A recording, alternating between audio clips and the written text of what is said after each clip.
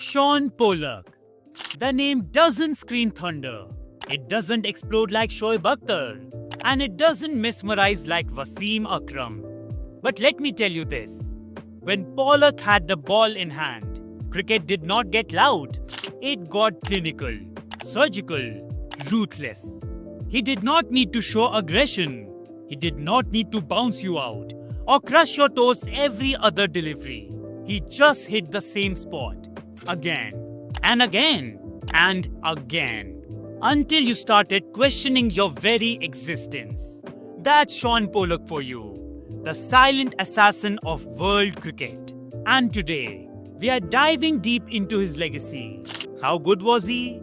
Spoiler alert, criminally underrated. But don't worry, we are about to fix that.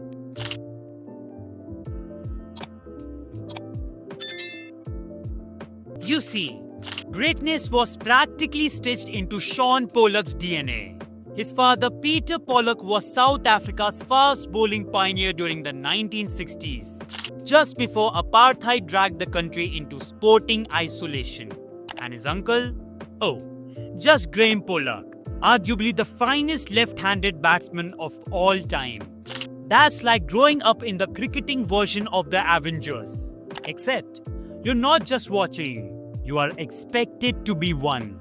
And Shaun did not disappoint. From his school days, he was a proper all-rounder, swinging the bat and swinging the ball with ease. But being a Pollock came with its own challenges. He once said, "I remember a lot of suspicion every time I was selected. People would say, it's only because of his name." Imagine getting selected and immediately hearing, "Oh, must be nepotism," and then going out and casually taking 5 wickets just to shut everyone up. That was Shaun. Calm, composed, unshakably good. And it wasn't just family that shaped him. In the early 90s, young Pollock had the privilege of being mentored by none other than Malcolm Marshall. Yes, that Marshall. And by the age of 22, Pollock already had 78 first-class wickets at an average of just 21. He was knocking on the door of international cricket. Actually, forget knocking. He kicked the door open. 1995, England. Shaun Pollock makes his Test debut. And guess what? He didn't just play, he announced himself. He took 16 wickets in 5 Tests at 23.56 and even chipped in with the bat, scoring 133 runs. A few months later, he made his debut in the ODIs. And again, he wasted no time in making an impact. First, an unbeaten 66 of 66 coming at number 7, like it was just another Saturday at the club. Then, he took 4 for 34 to bowl England out 6 runs short. It was a complete all-round performance.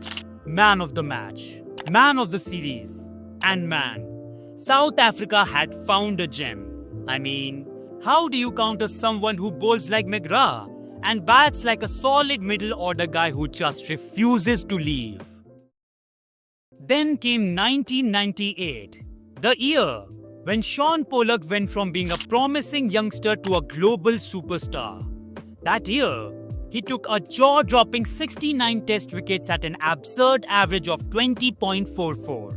And no, that's not a mistake. 69. Only Allan did better that year. Together, they were lethal. Donald was all snarl and raw pace, while Pollock, he was the calm enforcer. Watching them bowl together wasn't just thrilling, it was intimidating. Donald struck fear, while Pollock wore you down. That same year, South Africa did something they almost never do. They won an ICC event, the 1998 ICC Knockout Trophy. Yes, the tournament South Africa actually won, and Pollock was right at the heart of it, carving through teams like a surgeon on a deadline. By this point, the numbers were starting to look ridiculous. Pollock became the only bowler in history to average under 20 after playing 50 tests. Between 1998 and 2003, He took 274 wickets at 20.22 across 64 tests. Think about that. Only Murli took more wickets in that 5-year span. Pollock outdid even Glenn McGrath during this time. And that's Glenn McGrath we are talking about. So, that's not just good, that's elite. So, what made him so effective? Because let's be real, Pollock wasn't a 150 kmph beast. He didn't have the terrifying pace of Brett Lee or the weird wizardry of Shane Warne. What he had was control. Ruthless, unshakable control. Bowl one dot ball, then another, and suddenly you're 15 overs in, haven't scored a boundary, and now you're seeing seam movement in your sleeve.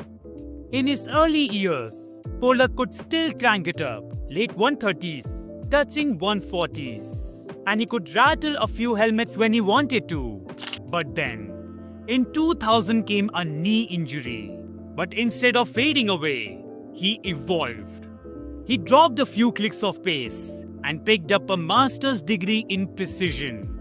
Line, length, seam, repeat.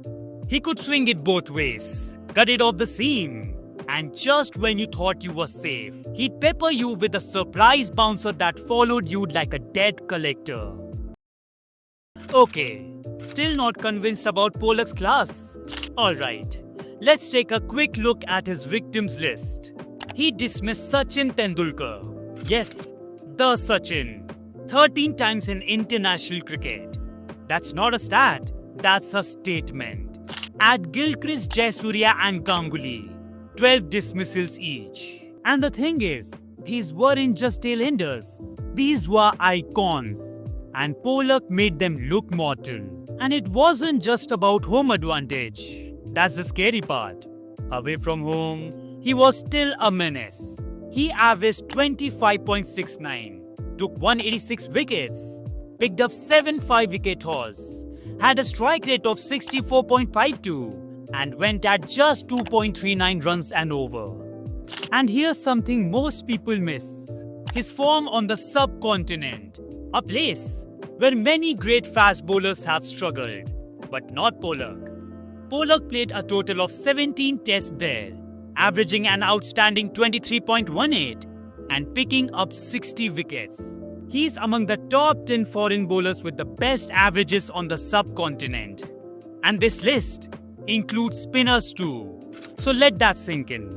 Just taken a ton of wickets and scored a ton of runs, and he put South Africa on the map really when it came to bowling and being an all-rounder.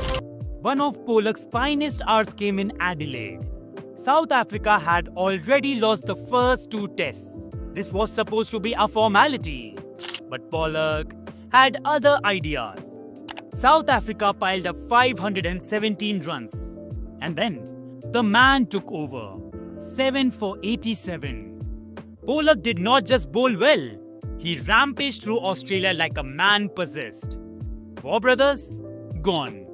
Blewett? Gone. Healy? Gone. Only Mark Taylor resisted, carrying his bat for 169 not out. But the rest wiped off the face of the scorecard. Now, let's talk about his batting. Because if you thought he was just a bowler, sit down. We need to have a serious conversation. We all talk about the legendary feats of Gary Sobers, Jack Callis, Kapil Dev, Imran Khan, Richard Hadley and Ian Botham. But here's the thing, Shaun Pollock belongs in that conversation too.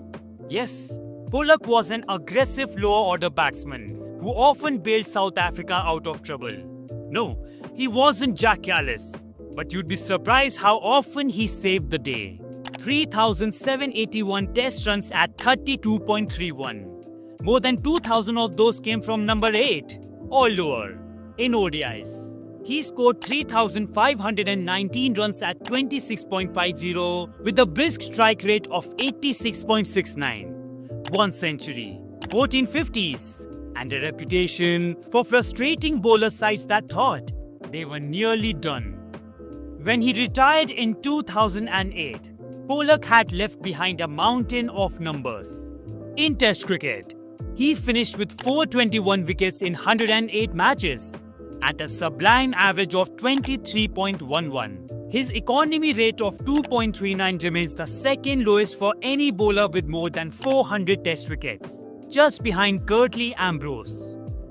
In ODIs, he took 393 wickets at an average of 24.50 and gave away runs at just 3.67 per over. Still the most economical rate for any bowler with over 300 wickets. At the time of his retirement, only 3 bowlers, Waqar Younis, Uthaiya Muralitharan and Wasim Akram, had more wickets than him in this format.